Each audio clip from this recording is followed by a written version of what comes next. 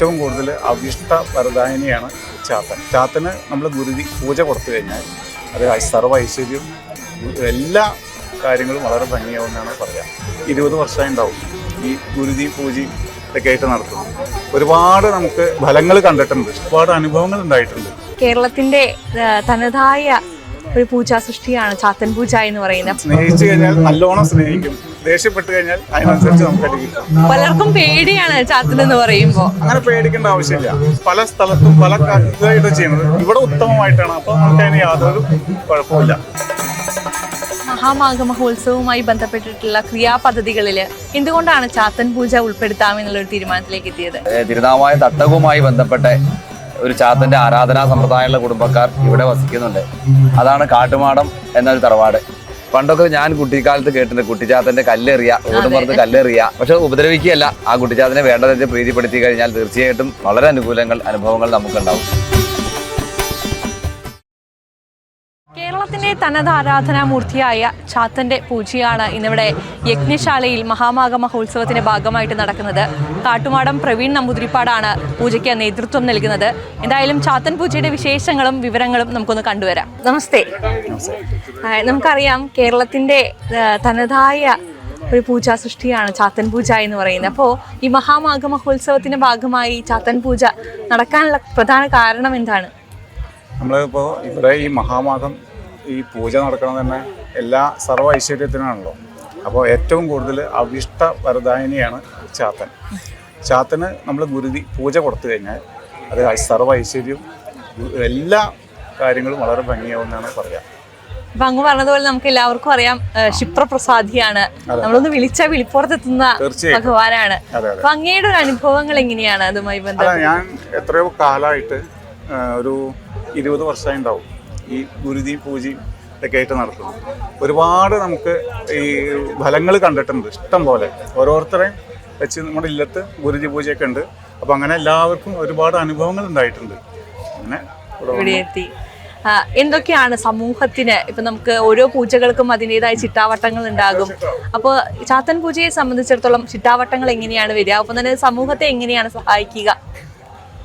ചാത്തൻ പൂജ പറഞ്ഞാൽ നമുക്ക് ഇപ്പം ഈ നേരത്തെ പറഞ്ഞ പോലെ സർവ്വ ഐശ്വര്യം അല്ലെങ്കിൽ അഭിഷ്ടവരദായനി പിന്നെ ക്ഷിപ്രകോപിയാണ്.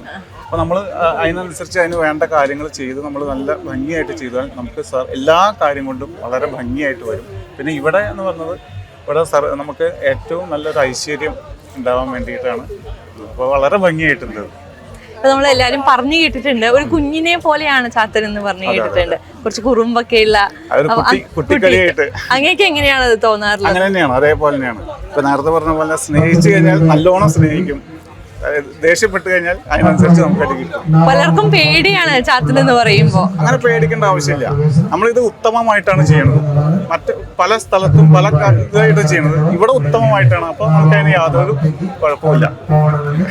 അങ്ങയുടെ എന്തുകൊണ്ടാണ് ഈ ഒരു ചാത്തൻ പൂജ പാരമ്പര്യമായിട്ട് വന്നതാണെന്ന് അറിയാം. അപ്പൊ അത് ഏറ്റെടുക്കുമ്പോൾ ഉണ്ടായ അങ്ങയുടെ വ്യക്തിപരമായ ഒരു അനുഭവം അങ്ങനെ ഏറ്റെടുക്കാച്ചാല് അച്ഛൻ എനിക്ക് പകർന്നു തന്നു. അത് ഒരുപാട് ജപങ്ങള് വേണ്ടി വന്നു. ആ ഉപാസനയോട് കൂടിയാണ് നമുക്കത് കിട്ടുക. തിരുമേനി, ഈ മഹാമാഘ മഹോത്സവവുമായി ബന്ധപ്പെട്ടിട്ടുള്ള ക്രിയാപദ്ധതികളിൽ എന്തുകൊണ്ടാണ് ചാത്തൻ പൂജ ഉൾപ്പെടുത്താമെന്നുള്ളൊരു തീരുമാനത്തിലേക്ക് എത്തിയത്? തീർച്ചയായിട്ടും നമ്മുടെ ആദ്യം പറഞ്ഞ മാതിരി മഹാമാഘ മഹോത്സവത്തിന്റെ ഭാഗമായി എല്ലാ വിഭാഗക്കാരെയും കേരളത്തിലെ എല്ലാ പൂജാ വിഭാഗങ്ങളും, അതായത് ചാത്തൻ തുടങ്ങിയ എല്ലാ സമ്പ്രദായത്തിലുള്ള പൂജാ വിഭാഗങ്ങളും ഉൾപ്പെടുത്താൻ തീരുമാനിച്ചു. അതിന് കാരണം ഈ ദേശവുമായി ബന്ധപ്പെട്ട് അല്ലെങ്കിൽ ഈ ഒരു തിരുനാവായ തട്ടകവുമായി ബന്ധപ്പെട്ട് ഒരു ചാത്തന്റെ ആരാധനാ സമ്പ്രദായമുള്ള കുടുംബക്കാർ ഇവിടെ വസിക്കുന്നുണ്ട്. അതാണ് കാട്ടുമാടം എന്നൊരു തറവാട്. ഈ കാട്ടുമാടം ഒരു 350-400 വർഷങ്ങൾക്ക് മുമ്പ് കണ്ണൂർ ഭാഗത്ത് നിന്ന് ഇവിടെ വന്ന് ഇരുന്ന് ഈ ചാത്തന്റെ ആരാധന സമ്പ്രദായം തുടങ്ങിയത്. വൈഷ്ണവ സമ്പ്രദായത്തിലെ ചാത്തനെ കുട്ടിച്ചാത്തൻ എന്ന സമ്പ്രദായത്തെ ആരാധിക്കാൻ തുടങ്ങിയതാണ്. ഒപ്പം ഒരു ഭഗവതിയും ആരാധിച്ചു പോന്നിരുന്നു.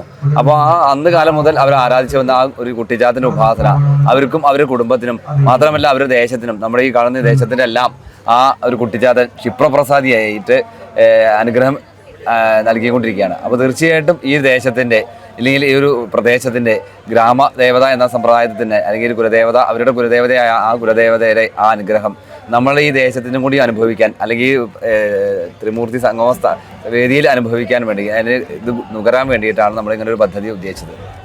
എന്തൊക്കെയാണ് ഈ ഒരു പൂജയുടെ വിധാനങ്ങൾ അതല്ലെങ്കിൽ ഇതിന്റെ ക്രമങ്ങളൊക്കെ പറഞ്ഞു തരാൻ സാധിക്കും? ഇതൊരു വൈഷ്ണവ സമ്പ്രദായത്തിലുള്ള ഒരു ക്രിയാഭാഗമാണ്. എങ്കിലും പൂജകളെല്ലാം വൈഷ്ണവ സമ്പ്രദായത്തിലാവും. കുട്ടിച്ചാത്തൻ്റെ വിഭാഗങ്ങൾ ശൈവ സമ്പ്രദായത്തിലുണ്ട് എന്നാണ് എൻ്റെ ഒരു അറിവ്. ഇപ്പോൾ അദ്ദേഹത്തിനോട് അന്വേഷിച്ചപ്പോൾ അദ്ദേഹം പറഞ്ഞു വൈഷ്ണവ സമ്പ്രദായത്തിലാണ് കുട്ടിച്ചാത്തൻ്റെ. ഒപ്പം തന്നെ അതിനൊപ്പമുള്ള ആ ദേവിയെയും ഒപ്പം തന്നെ പൂജിക്കുകയാണ്. അപ്പോൾ ആ ദേവി സങ്കല്പത്തിലാണ് ഗുരുതി കാര്യങ്ങളൊക്കെ, കുലദേവതകളെയൊക്കെ പൂജിച്ചുള്ള ഗുരുതി കാര്യങ്ങളൊക്കെയാണ് അതിനൊപ്പം നടത്തുക. പണ്ടൊക്കെ ഞാൻ കുട്ടിക്കാലത്ത് കേട്ടിട്ടുണ്ട് കുട്ടിച്ചാത്തൻ്റെ കല്ലെറിയ, ഓടും പുറത്ത് കല്ലെറിയ എന്ന് പറയും. പക്ഷെ ഉപദ്രവിക്കുകയല്ല, ആ കുട്ടിച്ചാത്തനെ വേണ്ട തരത്തിൽ പ്രീതിപ്പെടുത്തി കഴിഞ്ഞാൽ തീർച്ചയായിട്ടും വളരെ അനുഭവങ്ങൾ നമുക്കുണ്ടാവും. അപ്പോൾ തീർച്ചയായിട്ടും ആ ഒരു പ്രീതി നമുക്ക് ഈ ഒരു മഹാമഹോത്സവത്തിനും അതിനോട് പങ്കെടുത്ത എല്ലാവർക്കും ലഭിക്കട്ടെ എന്ന ഉദ്ദേശത്തോടു കൂടിയാണ് ഇത് ഉൾപ്പെടുത്തിയത്.